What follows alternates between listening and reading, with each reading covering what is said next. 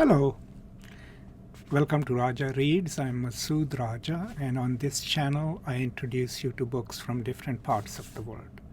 Today I'm going to talk about one of the most prominent African novels, one most written about and also a canonical novel, and that is Chinua Achebe's Things Fall Apart.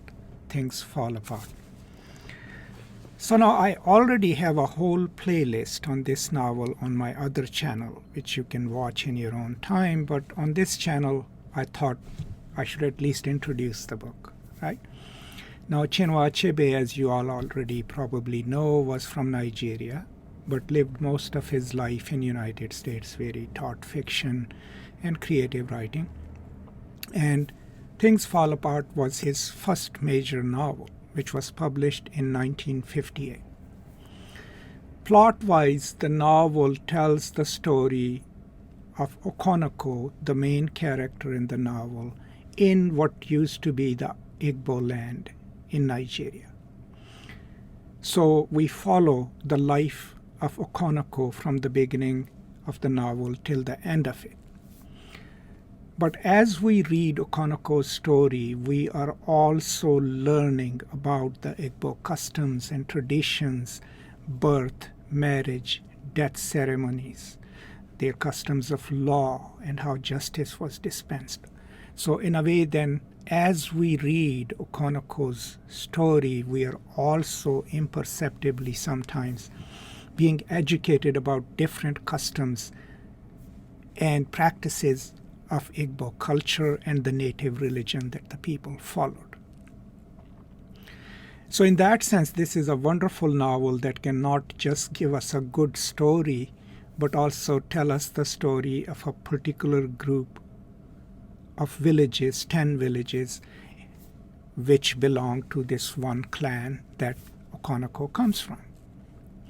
Now, a lot of people ask me this question, and that is, why is Okonoko so unlikable throughout the story? Why did Achebe write him as that? And my point always is that Achebe is not trying to give us the story of a magical black man. No, he's trying to give us the story of a complex African Nigerian subculture, and within that he gives us a flawed hero, just like any other hero in the Western novels. And we follow the exploits, the failures and successes of that hero just like we follow it in any other story. And that is an important thing to keep in mind, because remember, Achebe writes this as a response novel to Heart of Darkness, Joseph Conrad's Heart of Darkness. And his argument against Heart of Darkness was that the Africans that Conrad represents have no history. We don't learn anything about them. We don't know what language do they speak. Everything about Africa is represented as elemental and dark. In response, Achebe gives us a fully realized, rich story of an African subculture. And that is an important thing to keep in mind. So within that subculture, of course, there'll be good people, there'll be bad people, there'll be good actions, there'll be terrible actions that people perform. Now, in terms of its structure, the novel has 3 parts. Part 1 is the longest because it tells us the story of Okonoko and his masculinity, his whole idea of structuring an identity in opposition to his father, whom he considers weak. We learn also about how he performs his masculinity, how insecure he is about it, how he starts at a young age, borrows the yam seeds and builds his reputation, and that his ambition is to become the most prominent man in his tribes. He succeeds initially because of his physical prowess as a wrestler, right?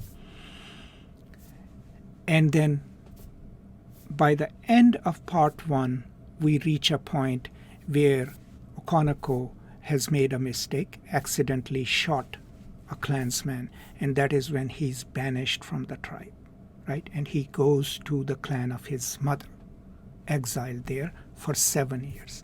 Part 2 then tells us the story of his life in exile. And then part 3 is his return to his own village, but a village that has drastically changed. What are the changes? Okay, Christianity has come in. The missionaries have converted some of the local people. They've built a church. There is a British administrator, and British are the ones who are dispensing justice, who are controlling the region. And these are some of the things that were not even there when Okonoko had been exiled. So in the end, he has a confrontation with one of the court messengers. He kills him, but he knows that that murder will bring the wrath of the British onto his people, so he goes and commits suicide. That is the tragic ending. You can read it anyway, right? Now, other layers within the novel are the role of ancestors within the living religion of the villages, the questions that people might be asking of their own practices, like people like Obroika and Okonoko's own son, who becomes a Christian. And then the intrusion of the British missionaries first, and then the British military and their law. Right? So in that sense, the novel, of course, the title, Things Fall Apart, is pretty suitable. It comes from one of W.B. Yeats' poems, right? The Second Coming. Is that while Okonoko is trying to rise high within his own given culture, that culture is shifting. And it's shifting because new powers, the British, the colonial power, has come in.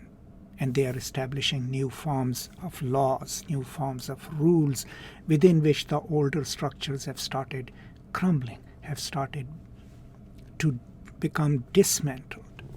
And I think that's also very peculiar to this novel. A lot of people also talk about the stylistics. If you read the novel carefully, you will see that Achebe infuses the English language that he uses with the proverbs from the Igbo culture, right? And the proverbs are usually wisdom statements. Most of the times they are glossed in the text and are contextually understandable. But one way of reading the novel then would be to see what role do these Igbo proverbs play within the story, or within the storytelling within the story.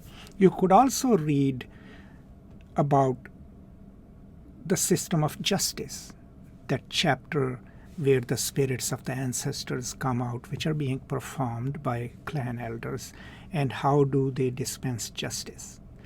The rituals of marriage, the rituals of death. So all of that teaches us that this wasn't the Africans that Conrad represented jumping up and down around the river. These are people who have civilization, who have law, who have rules, social mores, social norms, right?